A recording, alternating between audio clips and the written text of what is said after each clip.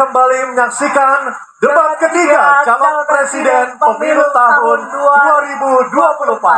Kami pemirsa dari Istora Senayan Jakarta, debat ketiga calon presiden pemilu tahun 2024. Dan kami ingatkan sekali lagi kepada para hadirin yang berada di dalam Istora Senayan untuk bisa menghormati ketika para calon presidennya sedang berbicara dan kita memberikan waktu yang sama. Jadi kami mohon ketenangan Anda yang berada di Istora Senayan Jakarta.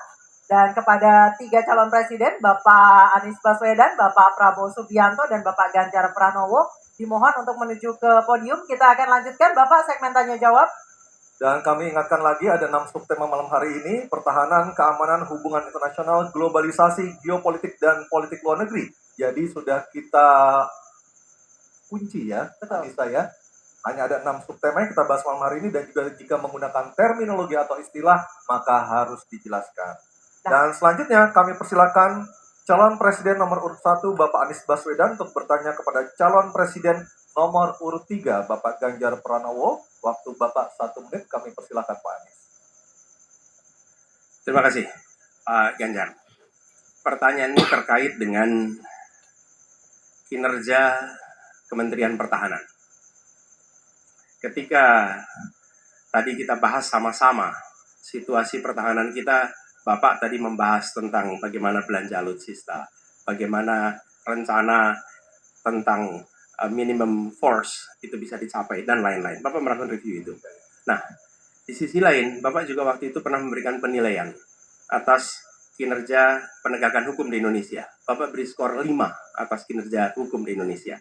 Pertanyaannya sekarang, terkait dengan pertahanan, berapa skor yang Bapak berikan atas kinerja Kementerian Pertahanan yang dipimpin oleh Bapak Prabowo? Silakan Pak Ganjar. Baik, masih ada waktunya, Pak Anies? Cukup, Pak Anies? Cukup. Baik. Baik, langsung saja kami persilakan Pak Ganjar untuk menjawab pertanyaan dari Pak Anies. Waktu Bapak 2 menit dimulai ketika berbicara, silakan. 5 juta. Saya punya datanya dan kemudian akan saya sampaikan. Maka di meja saya sudah saya siapkan data satu persatu. Namun demikian Mas Anies, tentu saja ada yang ingin saya sampaikan dari apa yang tadi sudah saya utarakan. Ketika kemudian kita ingin membangun sistem pertahanan kita, maka dalam perencanaan kita tidak boleh gonta-ganti. Kita mesti ajak, mesti konsisten. Kedua, kita mesti mendengarkan betul-betul dari seluruh matra. Maka seluruh proses perencanaannya harus bottom up. Sehingga saya ketemu dengan seseorang berpangkat cukup tinggi. Kalau Bapak kasih persenjataan kepada saya yang tidak saya butuhkan, sudah saya siapkan museum untuk saya taruh di sana. Situasi seperti ini tentu tidak mengenakan. Tapi ini harus kita buka apapun kondisinya untuk perbaikan bangsa. Kritik otokritik itu menyehatkan. Tidak ada kok rasa dengki di hati saya. Yang ada adalah bagaimana rasa cinta tanah air ini mesti kita wujudkan. Agar kemudian kita betul-betul bisa menjadi negara kuat di banyak area dan kita berbicara di dunia internasional disegani. Bung Karno telah menyampaikan itu. Daulat politik itu wajib. Berdikari dalam bidang ekonomi mesti dituju. Dan kita punya kepribadian dalam kebudayaan. Sekarang daulat ekonomi pertahanan kita mesti kita tunjukkan. Maka ketika banyak perusahaan-perusahaan waktu itu yang sangat strategis dibikin, itu mimpi sejak dari lama pendiri bangsa agar kita menjadi negara kuat. Dan itulah yang sebenarnya kita yang harus meneruskan itu. Begitu, Mas Anies. Makasih, Pak Ganjar. Cukup, Pak Ganjar. Baik, Pak Anies. Silakan menanggapi jawaban dari Pak Ganjar. Waktu 1 menit, Pak Anies. Silakan. Jadi TNI, tentara kita, polisi kita, semua bekerja luar biasa di lapangan. Kita harus berikan rasa hormat dan terima kasih. Karena mereka mengerjakan hal-hal yang sulit, hal-hal yang berat. Tapi sisi kebijakan menurut saya lebih parah. Kenapa? Di era Pak SBY, kenaikan gaji terjadi 9 kali. Selama era ini hanya bernaik gaji 3 kali dan akan naik nanti tahun depan. Karena menjelang pemilu mungkin naik gajinya. Tapi di sisi lain, kesejahteraannya tidak dipikirkan dengan serius. Tukin hanya 80%. Lihat Kementerian Keuangan, lihat Kementerian PUPR. menteri-menterinya mengusahakan peningkatan tukin di mereka. Lalu kita lihat tadi alutsista yang bekas, yang itu resikonya adalah keselamatan dari TNI kita. Mereka bekerja keras menjaga setiap jengkal tanah Republik ini. Tetapi mereka tidak didukung dengan policy. Karena itu menurut saya skornya justru di bawah 5, Mas Ganjar. Kalau 5 itu ketinggian, Pak Ganjar. Terima kasih, Pak Ganjar. Baik, waktu habis Pak Anies. Pak Ganjar, silakan jawab pertanyaan dari Pak Anies. Waktu Bapak 1 menit. Silakan Pak Ganjar. Mas Anies gak usah takut. Disebut aja angkanya berapa gitu loh. Kayak saya gitu loh. Jangan di bawah 5, sebut aja berapa. 11, Mas. Dari 100. Ini sedikit ngajari kendel Mas Anies biar berani. Apa yang kemudian saya lakukan dari jawaban saya untuk membela para TNI kita? Saya bersama mereka. Saya mendengarkan, saya berkeliling Indonesia, saya mampir bertemu di rumah-rumah mereka, di asrama-asrama mereka. Maka kami tidak mau kalau kemudian mereka, mohon maaf, bertempur dan mati sia-sia. Saya tidak rela. Maka itulah yang saya bela. Maka perencanaan bottom up itu betul-betul sebuah perencanaan yang mereka inginkan, mereka harapkan, dan mereka bisa menggunakan dengan sangat efektif. Termasuk pada soal kesejahteraan tadi yang disampaikan. Dan saya sepakat pada soal itu. Baik, terima kasih Pak Ganjar. Mohon tenang, mohon tertib Bapak dan Ibu sekalian. Kita akan lanjutkan. Kami persilakan kepada Capres nomor 2 Pak Prabowo untuk bertanya kepada Capres nomor 1 Bapak Anies Baswedan. Waktunya 1 menit Pak Prabowo, kami persilakan. Saya cukup kaget karena beberapa hari yang lalu calon wakil presiden Bapak menyampaikan bahwa negara kita tidak dalam keadaan perang, sehingga untuk apa kita harus beli alat-alat perang. Tapi hari ini Bapak mengatakan Bapak setuju dengan kenaikan anggaran 1-2%. Jadi itu saya minta ketegasan. Yang kedua, ya sekali lagi data-data yang Bapak pegang adalah keliru, dan juga Pak Ganjar tadi juga banyak kelirunya. Saya sangat transparan, dan semua partai yang mengusung Bapak Profesor Anies mendukung APBN, berarti mendukung program saya, termasuk PDIP di Komisi 1. Waktu habis Pak Prabowo. Baik, Pak Anies, silakan untuk menjawab pertanyaan Pak Prabowo. Waktu Anda 2 menit. Silakan. Ya, jadi kita butuh pertahanan yang sesuai dengan ancaman nyata yang ada di depan kita. Ancaman ini dirasakan oleh siapa? Dirasakan bukan saja di dalam batas-batas teritorial, tapi juga di keluarga.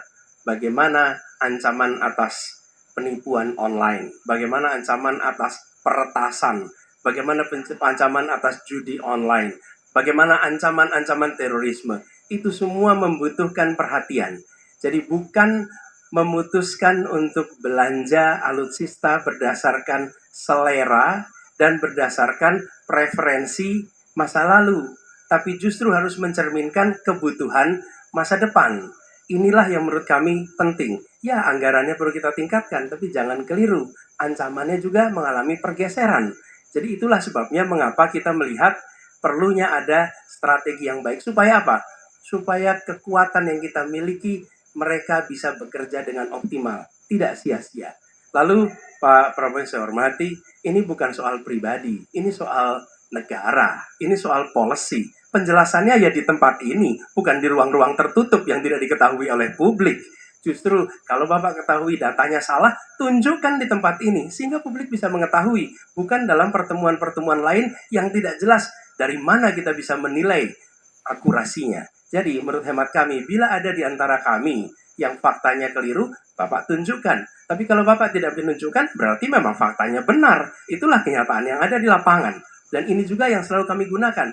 Kami gunakan fakta-fakta itu. Itulah sebabnya, Pak, kami melihat penting sekali untuk kita tenang, dingin, jangan emosional dalam menghadapi persoalan-persoalan kenegaraan, dalam menghadapi persoalan-persoalan pertahanan. Demikian jawaban kami. Terima kasih. Baik, terima kasih Pak Anies. Oke, tenang dulu. Tenang dulu. Mohon tenang Bapak dan Ibu, mohon tenang supaya kita bisa mendapatkan intisari dari jawaban maupun pertanyaan dari ketiga capres kita ini. Dan kami persilakan Pak Prabowo untuk menanggapi Pak Anies dalam waktu 1 menit Pak. Kami persilakan Pak Prabowo. Pak Anies. Saya tidak bicara tertutup, saya bicara di Dewan Perwakilan Rakyat Komisi 1, di mana semua partai yang mengusung Bapak hadir dan menyetujui yang saya ajukan. Jadi, dan juga sekarang waktunya nggak ada. Jadi saya mengundang, kita bicara terbuka. Terbuka, silakan. Tapi saya ingatkan, Bapak cinta atau tidak dengan negara ini? Masa kita mau buka semua kekurangan kita, semua masalah kita buka di depan umum? Apakah itu pantas? Di negara yang baik, di negara maju, masalah rahasia ada, Profesor. Jadi, bohong, saya tidak minta tertutup. Saya terbuka, Komisi DPR terbuka. Baik, waktunya habis. Waktu habis Pak Prabowo, waktu habis. Kami persilakan Pak. Mohon tenang. Tenang Hadirin, dulu, mohon tenang dulu, kita lanjutkan. Supaya pemirsa di rumah juga bisa mendapatkan intisari dari acara kita malam hari ini. Mohon tenang. Silakan Pak Anies untuk memberikan tanggapan atas pernyataan Pak Prabowo. Waktu Bapak 1 menit. Tidak ada yang perlu dirahasiakan. Bapak Presiden menyampaikan, Bapak punya lahan lebih dari 340.000 hektar, sementara TNI kita, prajurit kita, selebih dari separuh tidak punya rumah dinas. Itu fakta. Tidak perlu dibicarakan secara tertutup. Itu kekurangan yang harus kita perbaiki. Dan ketika tadi Bapak mengatakan, Bapak akan meningkatkan kesejahteraan. Pak, Bapak ini sudah Menhan selama 4 tahun, hampir 5 tahun. Bukan calon Menhan. Jadi harusnya menunjukkan inilah yang sudah saya kerjakan. Bukan mengatakan apa yang akan dilakukan. Nah, saya menyampaikan, bila saya ditugasi, maka kenaikan gaji dilakukan tiap tahun. Maka perumahan prajurit TNI dipastikan dibangun. Sehingga mereka tidak perlu ngekos. Tidak perlu mereka sewa. Dan mereka bisa tenang. Mereka diminta mempertahankan setiap jengkal, tapi kita tidak memberikan tempat tinggal bagi mereka berdinas. Itu tidak benar, itu harus dikoreksi. Baik, waktu habis. Terima kasih Pak Anies. Mohon tenang Bapak dan Ibu, mohon tenang. Tenang dulu Mohon supaya kita tenang, bisa Bapak dan lanjutkan Ibu. acaranya. Mohon tenang dulu. Mohon tenang menjaga ketertiban. Kita berikan hak yang sama kepada 3 capres kita. Mohon tenang. Dan kita akan memasuki sesi tanya jawab yang terakhir, yakni calon presiden nomor urut 3 Pak Ganjar Pranowo dan calon presiden nomor urut 2 Bapak Prabowo Subianto untuk saling tanya jawab dan menanggapi. Dan kami silakan Pak Ganjar untuk bertanya kepada Pak Prabowo. Waktu Anda 1 menit. Silakan Pak Ganjar. Terima kasih. Pak Prabowo, saya senang sekali Bapak memantik saya, data saya tidak benar. Silakan bantah data saya hari ini, Pak. Dan saya izinkan kalau ada staf mau bantu, silakan berdiri di sebelahnya. Izinkan. Pak, Global Peace Index kita menurut sumber Institute for Economic and Peace kita turun, Pak. Kalau mau dikosa boleh. Silakan. Saya bawakan ini dari rumah. Mari kita bicara data yang benar. Global Militarization Index kita, sumbernya Bonn International Center for Conflict Studies, turun. Semua skornya ada. Kapabilitas militer kita, ini dari Law Institute Asia Power Index, turun. Proporsi anggaran pertahanan kita, sumbernya IISS Military Balance Plus, turun. Pak Prabowo, saya mau bertanya kepada Bapak, termasuk kemudian capaian MEF kita hanya 65,49% dari target 79%. Mengapa terjadi penurunan dan apa solusi? Waktu Waktu habis. Pak Prabowo, silakan untuk menjawab pertanyaan dari Pak Ganjar. Waktu Bapak 2 menit, silakan. Jadi Pak Ganjar, saya sudah buat rencana, tetapi yang menentukan termasuk Menteri Keuangan. Dan masalahnya kita hadapi, tolong ya, saya memang sudah jadi Menteri Pertahanan 4 tahun, tetapi kita diganggu oleh COVID 2 tahun, di mana terjadi refocusing. Jadi banyak yang kita ajukan tidak disetujui oleh Menteri Keuangan. Jadi sebagai seorang menteri, sebagai seorang team player, saya harus loyal. Jadi ya saya tidak banyak bicara di depan umum. Ya. Tapi data-data yang Bapak ungkapkan masalah pesawat bekas, ya, saya ingatkan Bung Karno waktu menghadapi Irian Barat, seluruh alatnya bekas. Pak Ganjar, Bung Karno, seluruh pesawat terbang, kapal selam, cruiser, destroyer, semuanya bekas. Ya. Jadi kita juga masih pakai banyak sampai sekarang pesawat bekas.